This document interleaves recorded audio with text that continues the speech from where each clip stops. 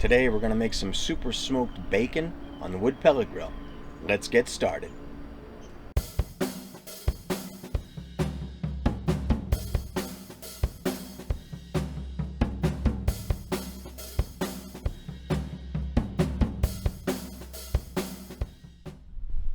Hello everybody. Today we're going to make some super smoked bacon on the wood pellet grill. Now I have some thick sliced bacon. Now this is already store-bought cured and smoked bacon. But in most store-bought bacon, yes, it has some flavor, but once you super smoke your own bacon, you're going to see an unbelievable difference in the flavor, and I highly recommend it.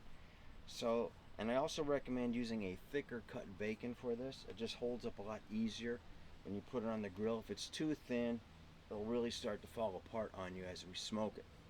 So I have about 2 pounds. It should fit on here. And also in this pellet grill, I'm using the jerky / dehydrating racks. The reason is bacon isn't very tall, so I can get a lot more in here if I have more surface cooking area. So I have the 3 jerky racks and the main rack. We're also going to use a smoke tray, and I'll explain why in a minute. And I also prefer this over the tubes. I don't think I have a tube out right now, but the tubes, I'm going to do a super smoke. So a tube would be equivalent to burning 1 row on this. This burns through a snake pattern is the way it's meant to be used. It'll start here and burn through, which is similar to a traditional smoke tube. However, what I like to do is fill it up, and I'll show you how I fill it, and then I'll light all 3.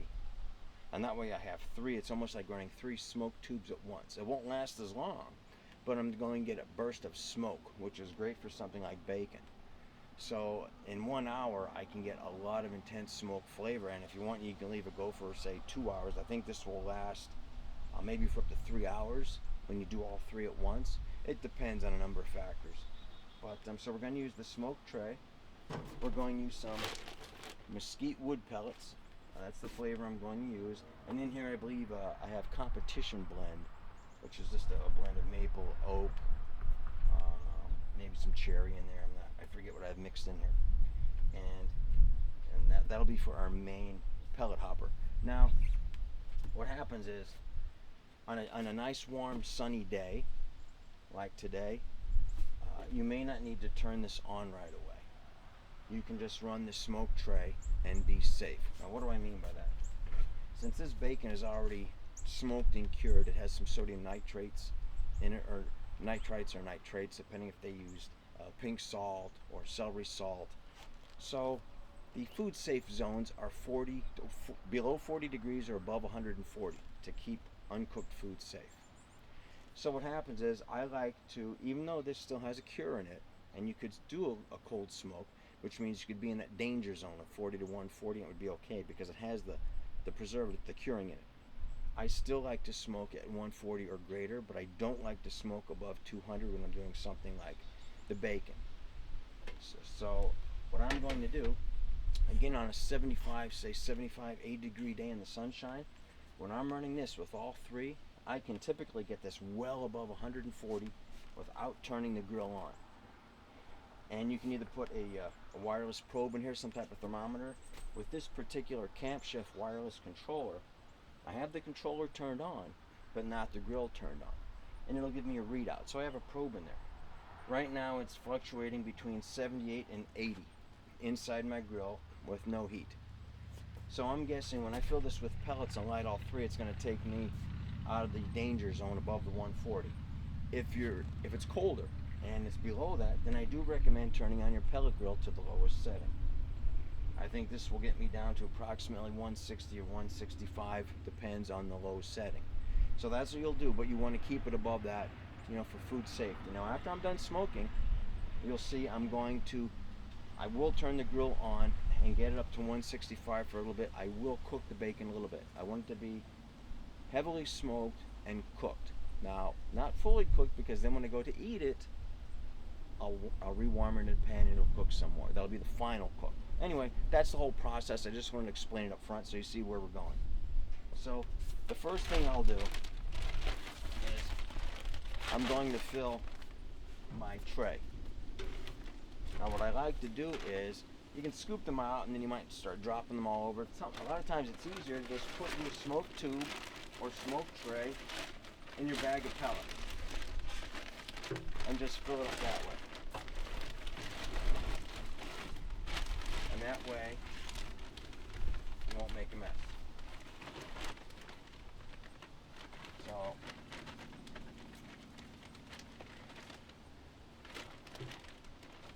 I'm pretty happy with that. So as you can see, we didn't spill pellets all over the deck or wherever, and our tray is completely full. I gotta be careful so I don't tilt it and drop them, but hopefully you can see I have a nice full tray of pellets. Now I'm using the mesquite because if I want bacon, I want it to have smoke flavor, I want it to be a lot of smoke flavor. Otherwise I'll eat something else. So I like my bacon very smoky. Now if you don't, obviously you can use a much milder pellet like a cherry or something, or an apple.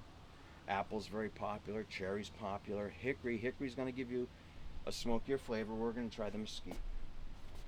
So we have our probe in here, and that tells us, like I said, we're about 80 degrees, and I'm going to use an electric charcoal starter to light the pellets. But I don't want to light the pellets yet because it'll just make it hot, and I don't need it to be hot yet. So basically what we do now is we'll just put our bacon on our racks. So I'll just put on some gloves here. The baking can be a little messy. And then we're going to light this up, and we're going to look at the temperature.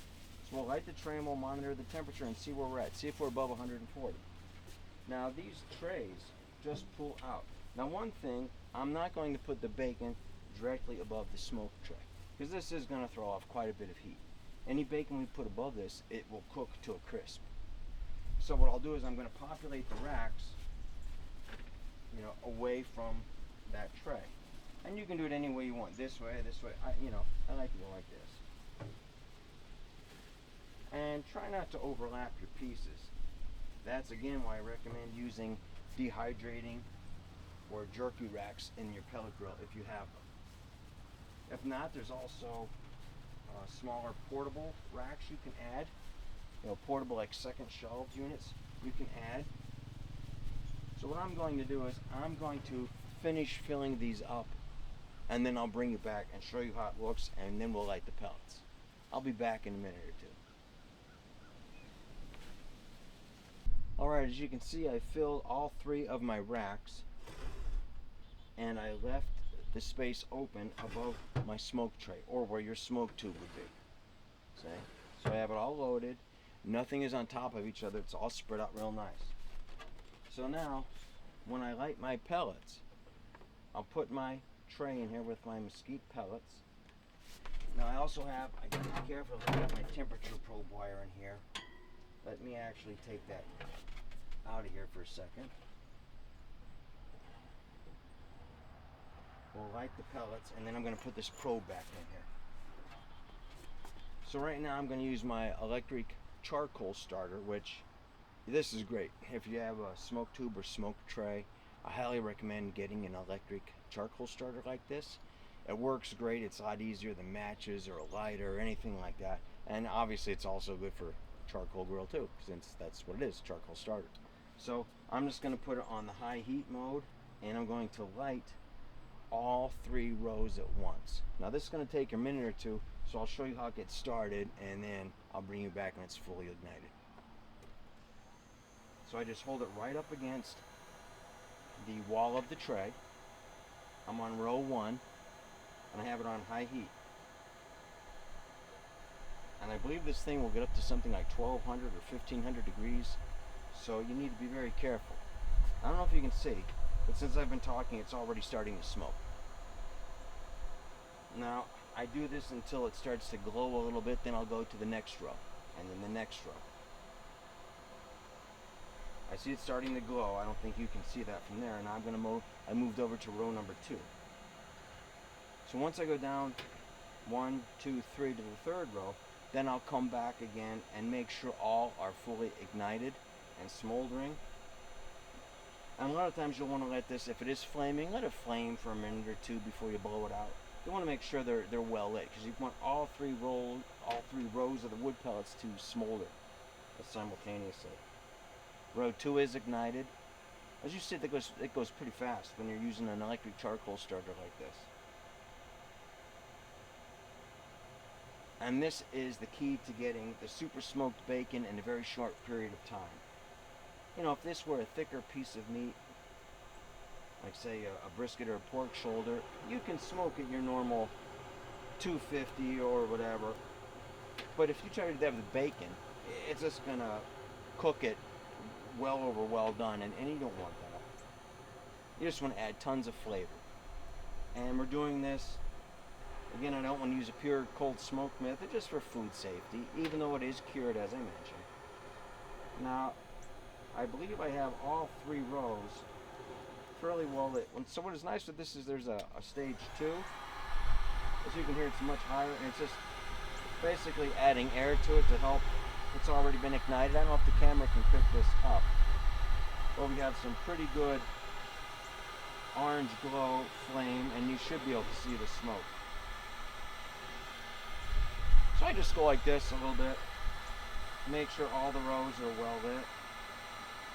Maybe go back to stage 1 if it seems to be a little bit lacking. Give it a little boost.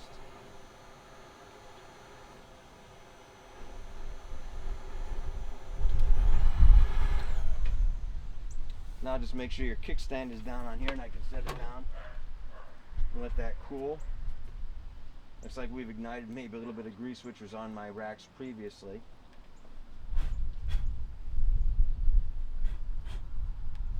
So you can let that burn a little bit. It should go down on itself. You can close the lid if it gets a little out of control, but that's just some excess grease that were on the racks burning. So I'm going to let this smolder for a little bit. I'll bring you back one more time, and then we're going to let this do its thing. Okay, it's been a minute or two, and I put the temperature probe under the bacon. That's so we can get our readout the whole time. It hasn't gone up yet because obviously I just closed the lid. And we're going to see. If we are below 140, I will turn the pellet grill on to its lowest setting of 160. Right now it's still reading the outdoor temperature. It's 77. There's a cool breeze going.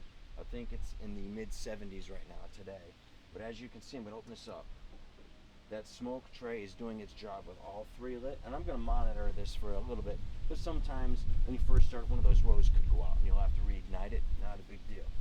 Again, I have the probe up here. I'm monitoring it to make sure it's above 140. Our bacon is set. This is going to go. And so I'm just going to check this. I'm going to give it maybe a good 15 minutes or so, and I'll observe the temperature. And if I have to turn it on, I'll bring you back and show you the reason why. So right now, we're just going to let it build up. The bacon is still cold. It just came out of the fridge. So we're going to monitor this, check it in 15 minutes, and see if we need to change anything. Okay, see you in a little while. Okay, what I've done was I've checked. It's been about 15 minutes or so. Now, this is a fall day. Even though it's sunny and warm, we just don't have the warmth that we would have on a summer day. If this was, say, a June or a July day, in this type of weather, this would easily be over 140 right now. Right now, I'm only around 100 degrees, so I'm only about 25, 30 degrees above the ambient outdoor temperature. So what I'm going to do is I'm going to turn the grill on, because I told you I want to get it above 140, and I'm not there. So I'm going to turn this grill on now. This particular controller has smoke settings. It's a PID controller, but you can adjust the smoke. Our smoke is taken care of by our smoke tray. So I'm going to turn this on, but I'm going to have the smoke setting at 0, because I want it to be very stable temperature. With all pellet grills, as you adjust the smoke setting, the way it makes smoke is by having the temperature ramp up and down. So what we're going to do is we're going to turn this on, and I'm going to set it to its lowest setting.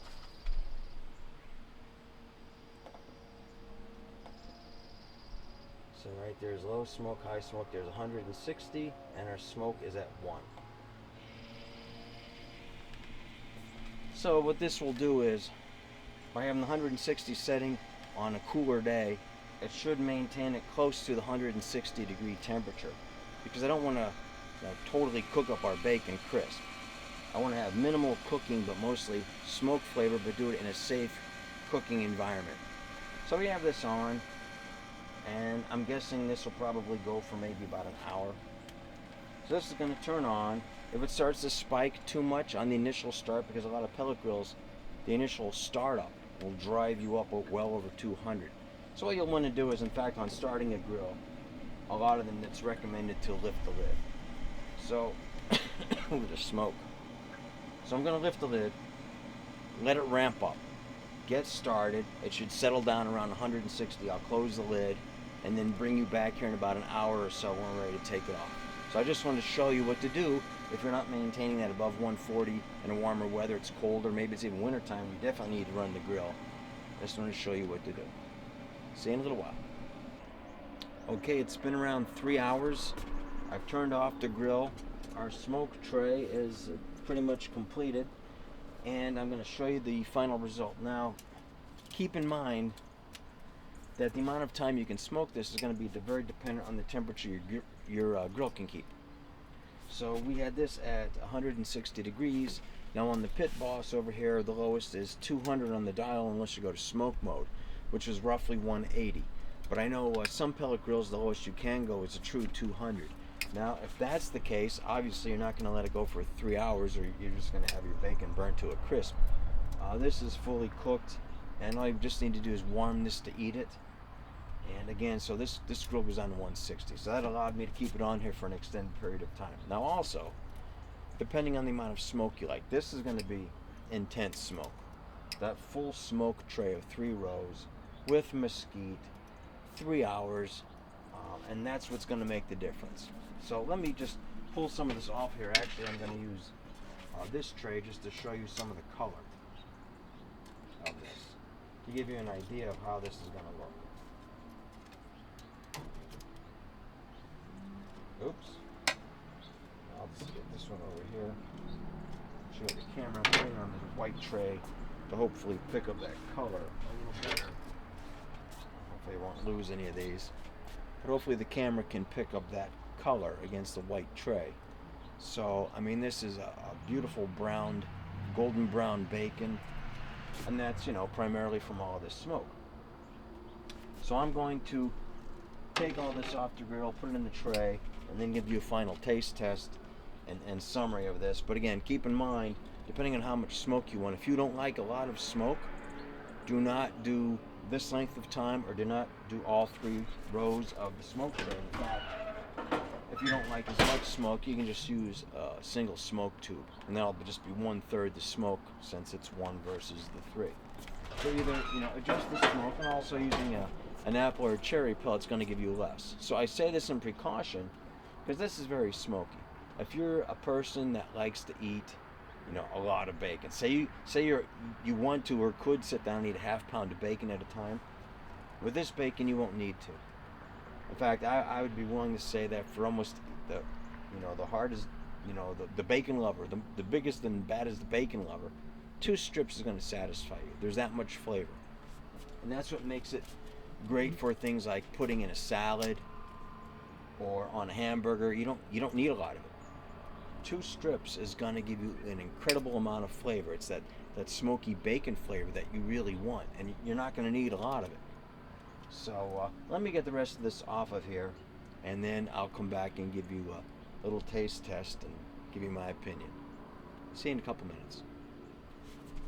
So here we have our final result. This was 2 pounds of thick cut bacon, and you saw I used it on this 24-inch model, 24-inch wide model of a Camp Chef grill. But any pellet grill, they're usually 24 or 36-inch based models. So if you have a 24-inch model, I used the 3 upper shelves, which are jerky racks or dehydrating racks, so the 2 pounds easily fit on here with room to spare. I didn't use the main grid, and the smoke tray was here, and I did not put any bacon above it because that would cook much faster or burn up to a crisp. So I try to avoid putting it above that, or if you use a smoke tube, don't put the bacon directly above it. Just giving you that reference so you know how much bacon you could make. We could have probably added another pound if we used the bottom shelf. So you could probably do 3 pounds, but 2 pounds easily fits in the process I've displayed here. This is what it looks like. This is that golden brown color. Now again, even though, I mean, it's fully cooked. You can eat this as is right now. It's fully cooked. We had this between 160 and 180 for 3 hours. It's fully cooked. But if I hold this up, you'll see there's still quite a bit of fat. Let me get back so that stays in focus. You can see here, it's not fully rendered down. So even though you might say, hey, this looks like it's burnt to a crisp, it's not. That's the smoke. It's still very flexible, and there's still quite a bit of fat on here yet. But you can fully eat this as is. And I'm going to give a little taste right now. So don't be fooled by the color. Like I said, it's not burnt. And all you need to do is warm this up. So if you're going to have it with bacon and eggs or put it in a sandwich, you can just warm that up. If you're going to put it in a salad, just cut it up the way it is. It's also a great snack if you have maybe pets or whatever. You want to give your dog a little treat. As we all know, dogs love bacon. You can break that up, put a little bit of that in their bowl, and they love it. So let me give this a little taste here.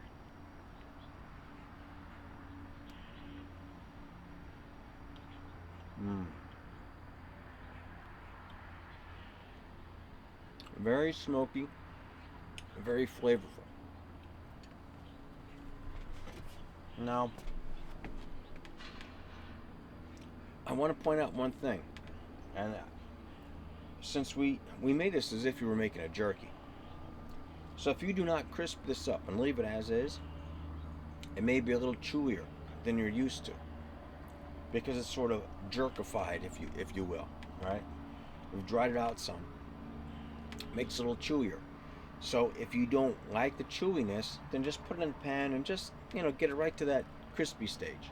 Then it'll be like your standard crispy bacon. It'll break up real easy and things like that. And you can break it up in salad bits. Like this, it is just a little chewy off the grill. More of a jerky style because that's what we've done. But it's very delicious. I mean, my mouth is full of flavor. Smoky bacon flavor. Again, if you're used to eating a whole bunch of bacon at a time, I guarantee you 1 to 2 strips of this with some eggs or pancakes, waffles, 1 to 2 strips on a delicious burger. It's all you're gonna need. It's that good and delicious. So I hope you enjoyed watching this video. I recommend trying it. Now, naturally, if you do smoke it for a much less period of time, a shorter period of time, say you only do, an hour, then it won't get as jerky like as this. Again, this is an extreme. And I'll just say I like to do this on a day when maybe I'm doing some, yard work or something. It's pretty much a set it and forget it, especially on a summer day when you don't need to turn the grill on. When it maintains greater than 140 degrees, put the bacon on, light your smoke tray, do your chores, and you're done, take it off. Pretty much set it and forget it. In the colder weather, you'll have to turn your grill on. Again, watch the time so you don't totally burn up your bacon, and enjoy. So adjust the times accordingly and let me know, if you try this and what you think of it. But I think if you do this and you dial in that amount of smoke that you want, you're going to love it. You'll never be able to eat bacon out of the package again. You'll grab it and you'll say, there's no taste to this bacon, because once you're used to this, there's no going back. So I hope you enjoyed watching this video. If you liked it, please click the thumbs up, like, subscribe to my channel, and leave some comments. And if you have any other ideas for things you'd like me to make on the grill or other recipes, please let me know. So again, thank you for watching.